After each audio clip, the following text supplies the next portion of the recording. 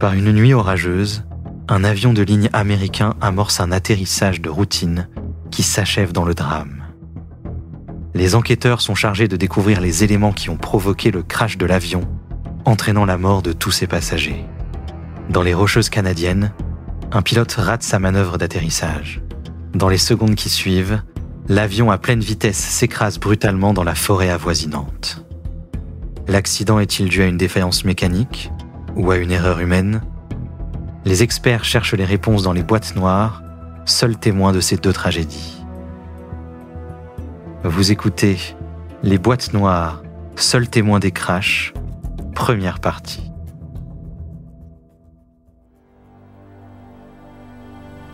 Indianapolis, 31 octobre 1994.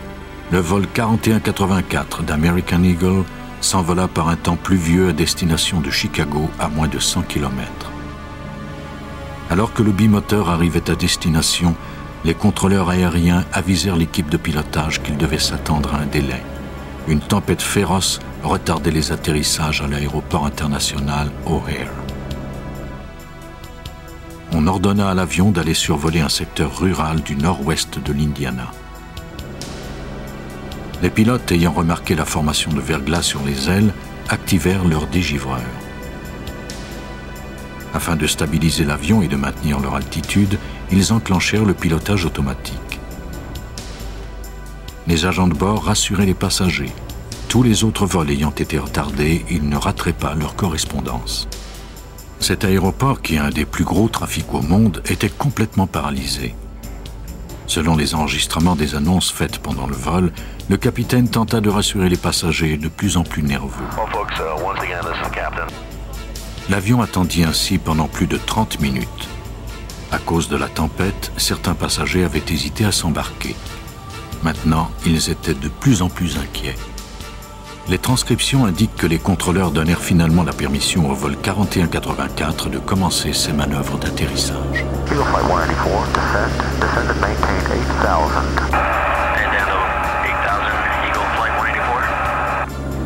Ce fut la dernière communication entre le vol Eagle 4184 et la tour de contrôle. Alors que l'avion commençait sa descente, quelque chose tourna mal. Plutôt que de se stabiliser à 2600 mètres comme prévu, l'avion continua à descendre en accélérant. Il plongea, franchissant tour à tour 2200, puis 2000 et 1700 mètres. À 1300 mètres d'altitude, il disparut des écrans radars. L'appareil plongea dans un champ de soya et se fracassa sous l'impact. Les sauveteurs durent lutter contre la pluie verglaçante alors qu'ils cherchaient désespérément des survivants parmi les 72 passagers et l'équipage. Ils durent finalement se rendre à l'évidence. Personne n'avait survécu. Lorsqu'un avion s'écrase aux États-Unis, il est du ressort du National Transportation Safety Board, le NTSB, d'enquêter sur les causes de l'accident. Greg Feit était l'enquêteur en chef dans le cas du vol 4184. Lorsque je me rends sur la scène d'un accident, je joue à Dick Tracy. Je tente de trouver les indices qui nous aideront à comprendre ce qui est arrivé. Le public exige des réponses et compte sur le NTSB pour les trouver rapidement. Des agents sont envoyés d'urgence sur le site. En général, ils sont les premiers à constater le désastre. Cela peut être bouleversant. C'est très éprouvant parce qu'on marche à travers tous ces décombres et qu'on voit des images terribles, des vêtements d'enfants et des oursons. Et à la vue de tout ça, on ne peut s'empêcher d'être touché. Mais comme enquêteur, on doit demeurer objectif, contrôler ses émotions et faire son travail efficacement. Ce n'est pas toujours facile. Le soleil se leva le lendemain matin et mit à jour toute l'horreur du drame. Les cratères de l'écrasement tapissaient une ferme jadis paisible, la transformant en un champ de cadavres. Les chemins sinueux de Roseland en Indiana furent envahis par de lourds camions transportant l'équipement de sauvetage et les équipes des médias. Une équipe d'experts légistes de l'aviation fut envoyée par le NTSB. Sa mission consistait à remettre de l'ordre dans le chaos et à découvrir les raisons de l'accident. Immédiatement, notre équipe recueille toute l'information possible. Nous examinons tous les débris et nous nous assurons que les deux ailes sont là, que la queue est là et que les moteurs y sont. Les décombres étaient entièrement recouverts de carburant et présentaient un risque pour la santé des analystes. Le site fut déclaré danger biologique. Seuls ceux qui étaient revêtus d'une tenue sécuritaire eurent le droit d'y accéder. Les sauveteurs et les enquêteurs firent équipe pour découvrir d'éventuels indices dans les vestiges. Ils travaillaient côte à côte, examinant toutes les pièces.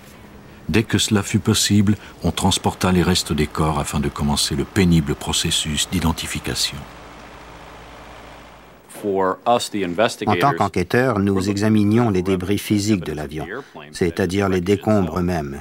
Mais le coroner, qui devait se rendre sur les lieux et chercher les corps, avait plus de mal que nous, car il n'y avait aucun corps entier. Ce n'était que des fragments. Alors il fallait que nous travaillions main dans la main, parce que les corps des victimes pouvaient receler des indices importants. Nous examinions donc tous ces restes et j'aidai le coroner à recueillir les indices dont il avait besoin pour identifier les passagers.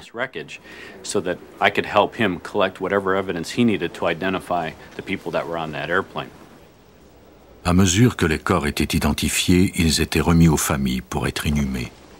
Les familles se réconfortaient entre elles et bénéficiaient de l'aide de prêtres et de thérapeutes. Cependant, malgré la détresse des familles, les enquêteurs devaient poursuivre leur tâche. Ils ratissèrent le champ de soya à la recherche d'indices. Afin de comprendre ce qui s'était produit, ils examinèrent les décombres du haut des airs et analysèrent les marques qui avaient été produites dans la terre lors de l'impact, ainsi que la façon dont les différentes parties de l'avion s'étaient dispersées. La projection des pièces leur indiquerait si elles avaient été arrachées lors de l'impact ou si elles s'étaient détachées pendant le vol, provoquant ainsi l'écrasement. En général, lorsqu'un avion tombe en ligne droite ou qu'il atterrit d'urgence, on retrouve le point d'impact initial, puis les restes de l'avion disposés en forme de V ou d'éventail. Dans le cas de ce site en particulier, nous avions un impact à une très grande vitesse et un grand angle. Nous avions donc un cratère d'impact principal, mais nous avons retrouvé la section de la queue dans un endroit inhabituel. Il est devenu évident qu'il s'agissait d'un bris lors du vol et que la queue s'était détachée avant que l'avion ne se fracasse au sol. Les enquêteurs possédaient maintenant un scénario hypothétique. Une faiblesse dans la structure avait peut-être causé le détachement de la queue pendant le vol. Mais les queues d'avion ne se détachent pas si facilement. Quelque chose avait dû provoquer le bris. Il fallait examiner plus d'éléments, recueillir plus d'informations. La tempête de cette nuit-là constituait le premier indice. Les conditions climatiques étaient idéales pour la formation de verglas. Plusieurs spécialistes croyaient qu'il avait joué un rôle important dans l'accident. Mais il était tout de même peu probable que la formation de glace sur les ailes ait pu provoquer le détachement de la queue. La seule façon de déterminer ce qui s'était réellement passé était d'examiner le contenu de la boîte noire. Une boîte noire est en fait constituée de deux boîtes, et elles ne sont pas noires mais de couleur orange, afin d'être plus faciles à repérer. L'une d'elles contient un rapport des manœuvres mécaniques de l'avion. On l'appelle l'enregistreur des données de vol. L'autre est un enregistreur ordinaire qui se trouve dans le cockpit. Il est à l'épreuve des accidents et contient toutes les conversations des pilotes. Il enregistre aussi les alarmes, le bruit des moteurs et éventuellement l'horrible fracas d'un impact. Quelques heures seulement après l'écrasement, les boîtes furent envoyées aux quartiers généraux du NTSB à Washington pour y être analysées. Parfois, les boîtes noires fournissent des réponses claires, parfois, elles ne font qu'ajouter au mystère. Les analystes se préparèrent psychologiquement à entendre les dernières paroles des deux pilotes face à la mort. Après avoir fait attendre le vol 4184 à plus de 3000 mètres d'altitude, près de l'aéroport de O'Hare, on lui donna finalement la permission d'amorcer sa descente. Quelques secondes plus tard, l'avion s'écrasait et tuait tout le monde à bord. Les enquêteurs allaient maintenant écouter ce qui s'était dit dans le cockpit alors que l'avion entamait son plongeon fatal. Les mots de l'équipage pendant ces moments terrifiants ont été relevés des transcriptions. L'enregistrement démontrait clairement que les pilotes avaient été pris par surprise et qu'ils ignoraient qu'il y avait un problème jusqu'à ce qu'il ne soit trop tard. L'enregistrement suscita plus de questions qu'il n'avait fourni de réponses. Les enquêteurs n'étaient pas plus avancés. Les espoirs se tournèrent alors vers la dernière boîte, l'enregistreur des données de vol. On se préparait maintenant à analyser toutes les fonctions et défaillances mécaniques de l'appareil. C'est Doug Brazee, expert au NTSB, qui fut chargé d'extraire et de décoder les données informatiques.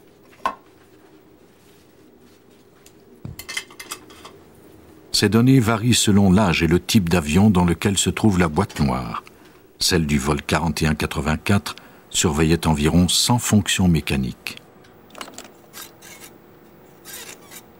Brazee téléchargea les données dans son ordinateur et utilisa des logiciels qui traduisaient l'information encodée.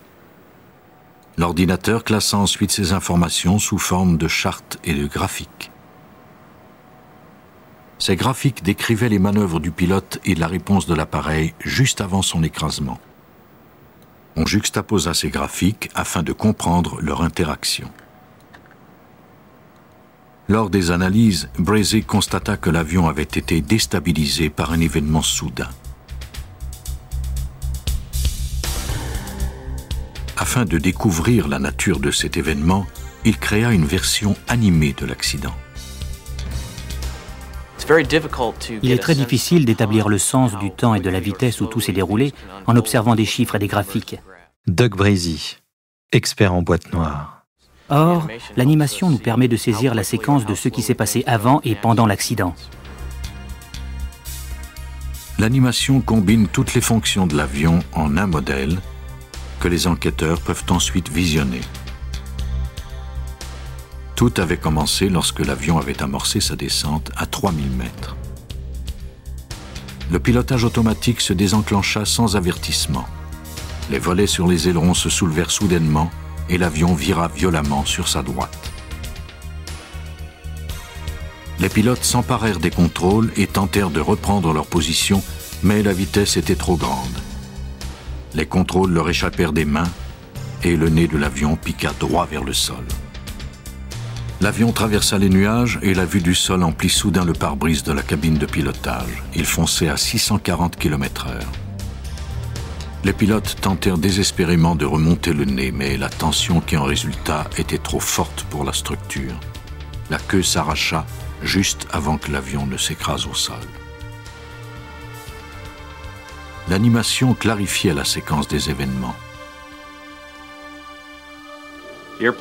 L'avion était en vol lorsqu'il a viré initialement de 77 degrés et que le nez a plongé vers le bas. Greg Feit, enquêteur sur le crash. Le copilote a pu corriger légèrement, mais alors qu'il remontait le nez, l'avion a tournoyé à nouveau sur 360 degrés. Le nez a replongé et l'avion a viré encore de 140 degrés, jusqu'à ce que le copilote arrive à stopper le mouvement.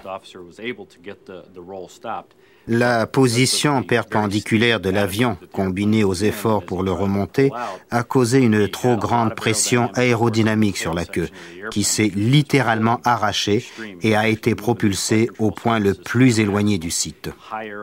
L'avion a ensuite plongé et s'est fracassé au sol.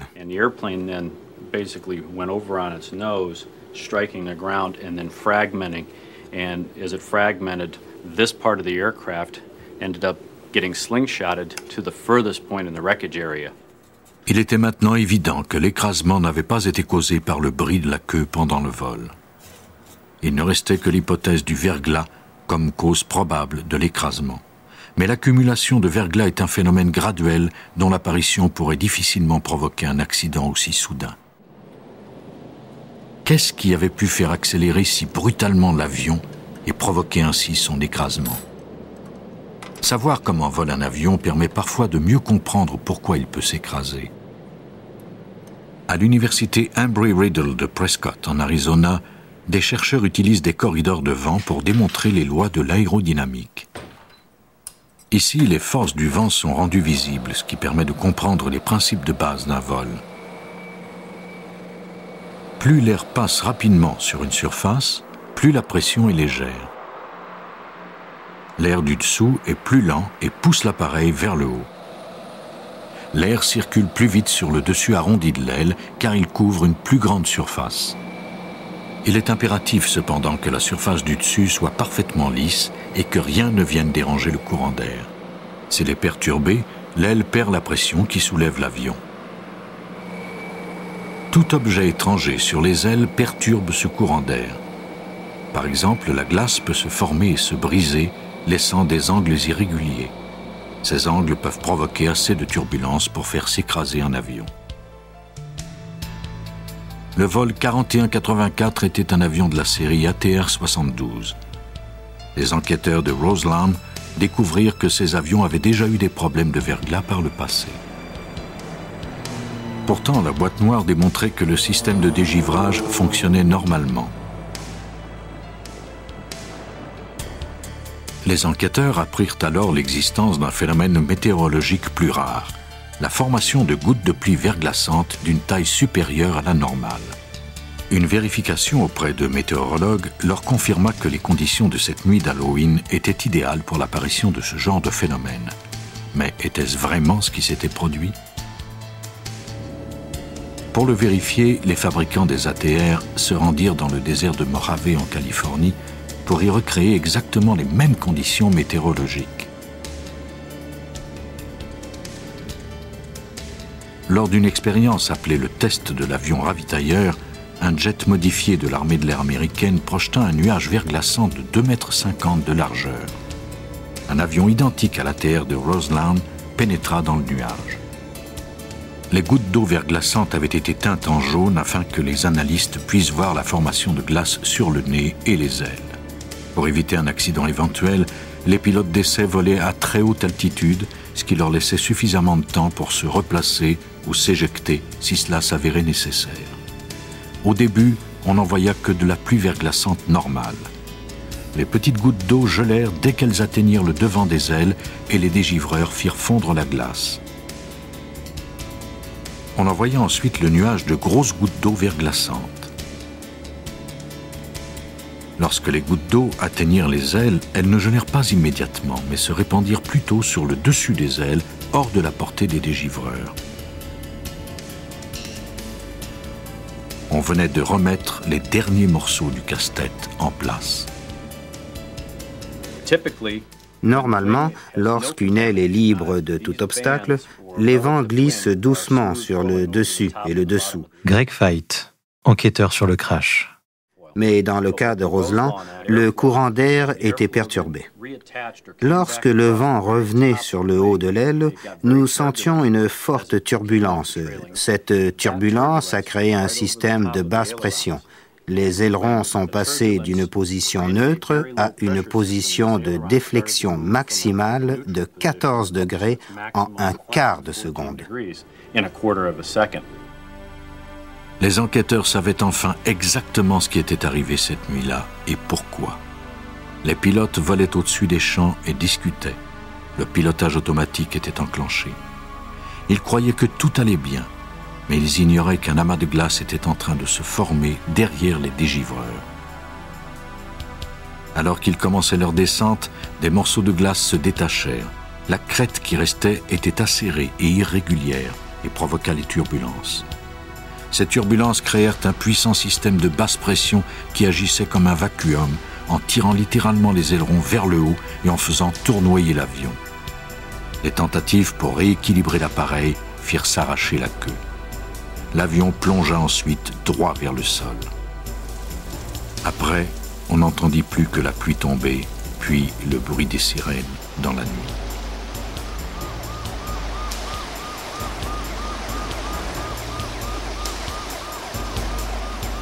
Le cratère du champ de soya de Roseland, en Indiana, est une cicatrice qu'on ne pourra jamais effacer.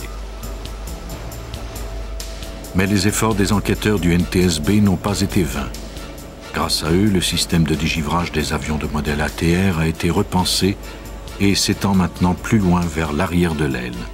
Quant aux pilotes d'ATR, ils sont dorénavant entraînés à voler dans des conditions verglaçantes. Le travail du NTSB a permis de réduire les probabilités qu'un accident similaire ne se reproduise à nouveau. L'écrasement d'un avion est toujours provoqué par la combinaison de plusieurs facteurs. Certains proviennent de l'avion, d'autres de la température et d'autres parfois du pilote lui-même. Au Canada, des enquêteurs ont également tenté de comprendre quel problème avait provoqué l'écrasement d'un turbo 19 places. Les montagnes de la Colombie-Britannique sont probablement parmi les plus belles de l'Amérique du Nord, mais elles peuvent être sournoises pour les pilotes qui les survolent. En 1989, 2 jeunes pilotes de la Skylink Airlines transportaient 5 passagers dans un turbo 19 places de Vancouver en direction de Terrace, à moins de 150 km. Ils avaient déjà fait le voyage des dizaines de fois et étaient familiers avec l'épaisse brume matinale de la région. Ce matin du 26 septembre, la journée commençait comme d'habitude. Juste avant que le vol 70 n'entame sa descente sur la piste d'atterrissage, un brouillard de 100 mètres d'épaisseur camoufla l'aéroport, rendant la visibilité quasi nulle. Le pilote s'attendait à tout moment à voir apparaître des lumières à travers le brouillard, mais il ne vit rien. Alors qu'il s'apprêtait à atterrir, il eut une hésitation et fit avorter prudemment la manœuvre. Lors de sa remontée, des cimes d'arbres apparurent soudainement dans le brouillard.